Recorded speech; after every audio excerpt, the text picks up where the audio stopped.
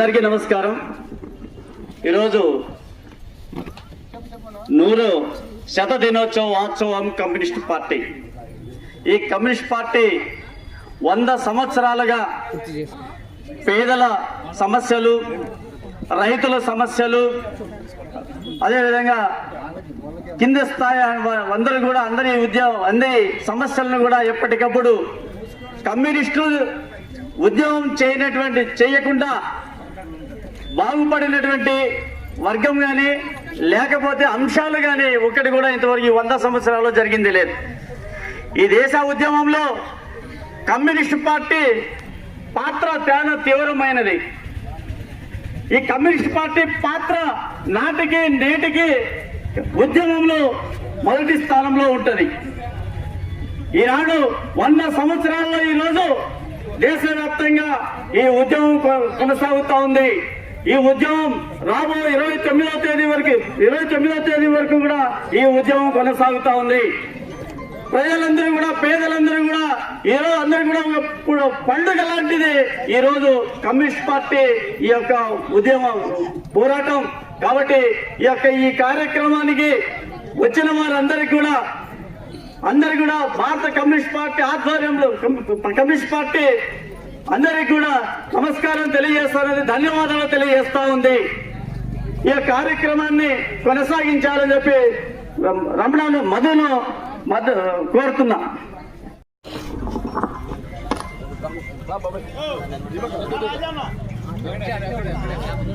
రొంతెనికి బొమ్మ కొంతకి బొమ్మక్క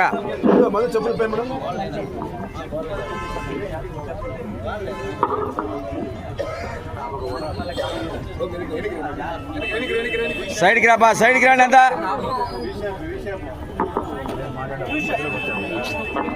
అర్థం రావద్దండి. ఎవరు ఆ పిల్లడు?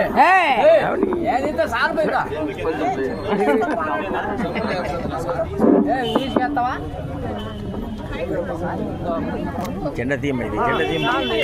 వర్ధిల్లాలి భారత కమ్యూనిస్ట్ పార్టీ, వర్ధిల్లాలి భారత కమ్యూనిస్ట్ పార్టీ. జయప్రదం చేయండి సిపిఐ పార్టీ ఆవిర్భావ దినోత్సవాన్ని, జయప్రదం చేయండి సిపిఐ పార్టీ ఆవిర్భావ దినోత్సవాన్ని. జిందాబాద్, జిందాబాద్, కమ్యూనిస్ట్ పార్టీ,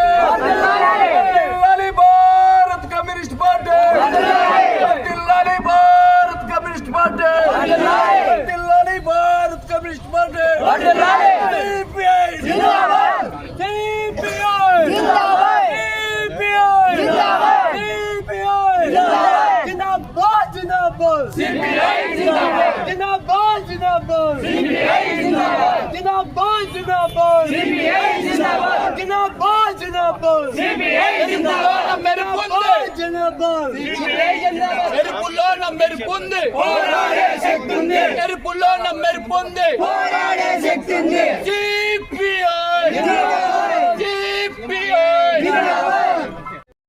అధ్యక్షుడు మధు గారు, మరి చేనేత కార్మిక సంఘం యొక్క రాష్ట్ర నాయకులు జింకా చలపతి గారు, మరి వెంకటనారాయణ గారు, వెంకటస్వామి గారు, కాటమయ్య గారు, తక్కిన మండల వెంకటేష్ గారు, అందరికీ పేరు పేరున ధన్యవాదాలు తెలియజేస్తూ, ఇవాళ అద్భుతంగా ధర్మారం పట్టణంలో ర్యాలీ చేశాం.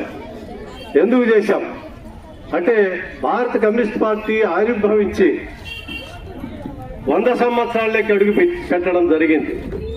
ఈ 2025 కడ వరకు కూడా దేశవ్యాప్తంగా ఈ శత జయంతి ఉత్సవాలు జరుగుతాయి.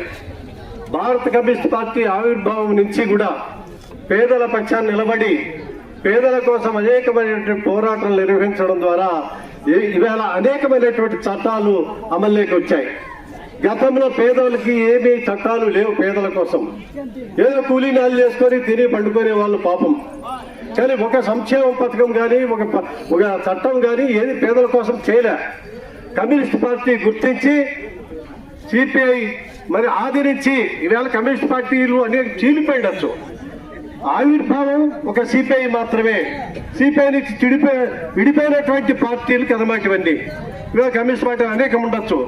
కానీ కమ్యూనిస్టు పార్టీ పుట్టినప్పటి నుంచి కూడా ప్రజల గుండెల్లో, ప్రజల హృదయాల్లో ఈవేళ చెరగని స్థానం సంపాదించుకుందంటే ఆ యొక్క జెండా యొక్క గొప్పతనం అని మనం ఈవేళ గుర్తుంచుకోవాల్సిన అవసరం ఉంది. గతంలో ఏ చట్టం లేదు, దున్నేవాడికి భూమి కావాలని శివాయజమా చట్టం, భూ సంస్కరణ చట్టం, ల్యాండ్ సీలింగ్ యాక్ట్, మరి ఓటు హక్కు కూడా కొంతమందికి మాత్రమే ఉండేది.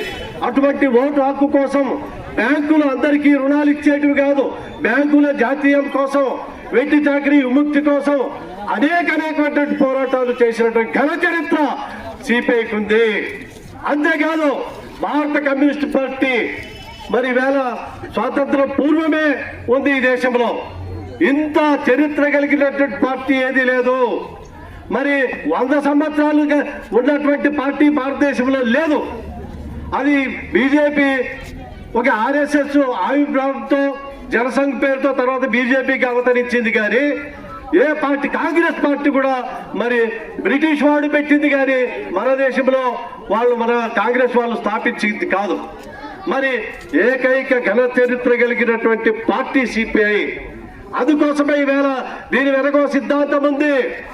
మరి ఉంటే అన్ని పార్టీల మాదిరిలో పార్టీ అని అనుకోకూడదు. ఎందుకంటే సమాజము ధ్యేయంగా ప్రజలందరూ కష్టాలు లేని, మరి దరిద్రము లేని, హెచ్చుతగ్గులు లేని రాజ్యం కావాలని కోరుతా ఉంది కమ్యూనిస్ట్ పార్టీ. ఇవాళ మార్క్స్ మహాశయుడు మరి సిద్ధాంతాన్ని రాశాడు. సిద్ధాంతం అంటే గుడ్డిగా రాసింది కాదు, అన్ని మొత్తం మానవ పుట్టు గురించి అధ్యయనం చేసి ఈ వ్యవస్థలు ఎట్లా మారాయి, ఏ విధంగా దోపిడీ జరుగుతా ఉంది, కష్టజీవులు ఎట్లా నష్టపోతున్నారు, పారిశ్రామిక కార్మికులు, వ్యాపారస్తులు, పారిశ్రామికవేత్తలు కార్మికులు ఎలా దోచుకుంటున్నారు, మరి అనేకమైనటువంటి దోపిడీలు మరి అధ్యయనం చేసి ఆయన ఎవరైతే కష్టపడతాడో వారికి కష్టఫలం దక్కాలి, కష్టించినట్టు వారి కష్టం ఫలితం దక్కాలి అనే సిద్ధాంతంలో మరి ఈ యొక్క కమ్యూనిస్ట్ పార్టీ సిద్ధాంతాన్ని రాశాడు. ఆ మహానుభావుడు రాసిన దగ్గర నుంచి కూడా ఇవాళ ప్రపంచవ్యాప్తంగా ఈ సిద్ధాంతము విస్తృతంగా ఉంది. అనేక రాజ్యాల్లో అధికారంలోకి వచ్చింది. కమ్యూనిస్ట్ రాజ్యాలు మరి ఇవాళ ప్రపంచంలోనే పెద్ద సంఖ్యలో ఉన్నాయి. అటువంటి సిద్ధాంతాన్ని నమ్ముకొని బతుకుతున్నటువంటి మరి పేదల పక్షాన నిలబడినటువంటి పార్టీ ఏకైక పార్టీ కమ్యూనిస్ట్ పార్టీ. ఇవాళ చెప్తున్నాము 1925 డిసెంబర్ 26న పుట్టినటువంటి ఈ పార్టీ మరి ఈవేళ అనేకమైన చట్టాల రూపకరణకు ప్రధానమైనటువంటి భూమిక పోషించింది. అంతేకాదు స్వతంత్ర పోరాటంలో అగ్రభాగాన్ని నిలబడినటువంటి పార్టీ, ఏకైక పార్టీ ఒక కమ్యూనిస్ట్ పార్టీ సిపిఐ మాత్రమే. మరి ఇంకా కొంతమంది చెప్తా ఉంటారు, వాళ్ళు రాసుకుంటారు బుక్కుల్లో, శాంతియుతంగా అహింస పద్ధతుల్లో ఈ దేశానికి స్వతంత్రం వచ్చిందని. అది శుద్ధ అబద్ధం. అట్లా పోతే ఏ దేశంలోనూ జరిగినటువంటి హింస స్వతంత్ర పోరాటంలో ఇక్కడ భారతదేశంలో జరిగింది. అనేక మంది ఉరికంబాలు ఎక్కారు, అనేక మంది ఉరి తీశారు, జైలులో పెట్టారు, హింసించారు. మరి బ్రిటిష్ వాడు గత్యంతరం లేక ఈ దేశాన్ని ఇడిచిపెట్టిపోయారు. అప్పటి నుంచి మరి ఏమాత్రము ప్రజల యొక్క సంక్షేమం పట్టించుకోకుండా సంపన్నుల కోసం ఊడిగం చేసేటువంటి మరి ప్రభుత్వాలు వచ్చాయి. కానీ కమ్యూనిస్ట్ పార్టీ వస్తే అట్లా ఉండదు. కష్టించే వారి ప్రతి ఒక్కరికి ఫలితం దక్కే విధంగా, ప్రతి ఒక్కరికి సమాన అవకాశాలు ఉండేటువంటి రాజ్యం కావాలనేదే కమ్యూనిస్ట్ పార్టీ. ఇవాళ అందుకోసమే శతజయంతి ఉత్సవాలు ఈ భారతదేశంలో జరుపుకుంటున్నామంటే 100 సంవత్సరాలు అజేయంగా ఈ జెండా ఎగురుతూ ప్రజల హృదయాల్లో మరి స్థానం సంపాదించుకొని చెరగని ముద్ర వేసిందంటే అదేం చిన్న విషయం కాదు. అనేక పార్టీలు పుట్టాయి, పోయాయి, కానీ కమ్యూనిస్ట్ పార్టీ నిలబడుతుంది, నిలబడుతుంది. ఆఖరికి జయించేది కమ్యూనిస్ట్ పార్టీనే. కమ్యూనిజమే శరణ్యము. అటువంటి సామ్రాజ్యము, కష్టజీవుల సామ్రాజ్యము రావాలని కోరేదే కమ్యూనిస్ట్ పార్టీ. కాబట్టి అటువంటి సిద్ధాంతాన్ని నమ్ముకున్నటువంటి కార్యకర్తలు మరి వాళ్ళ దేశవ్యాప్తంగా మరి 500 పైచిలుకు జిల్లాలలో మన దేశంలో ఉన్నారు. మరి అటువంటి కమ్యూనిస్ట్ పార్టీ ఈనాటితో ఏదో 100 ఏళ్లతో కాదు, ఇది ఎప్పటికీ జయంగా ముందుకు పోతుంది, అజయంగా ముందుకు పోతుంది.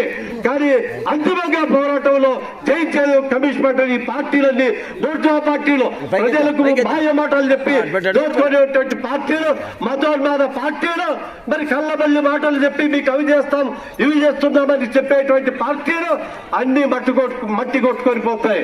ఇవాళ పేదలకు ఏమీ చేయలేదు. ఈ దేశాన్ని దోచిపెట్టి మరి కార్పొరేట్ శక్తుల చేతుల్లో పెట్టడం జరుగుతోంది. ప్రజల అమాయకులై మరి వారు చెప్పేటి బాయి మాటల్లో మీ ఓట్లేస్తూ వారిని గెలిపిస్తున్నారు. కానీ నిజంగా వారి దోపిడీని మరి ప్రజలు గమనిస్తున్నారు. దేశవ్యాప్తంగా మరి 142,20,00,000 మంది జనాభా ఉన్నటువంటి ఈ దేశంలో అనేక మంది దరిద్రంలో ఉన్నారు. సొంత ఇల్లు లేదు, సొంత ఇల్లు లేనటువంటి వారు కోట్లాది మంది ఉన్నారు.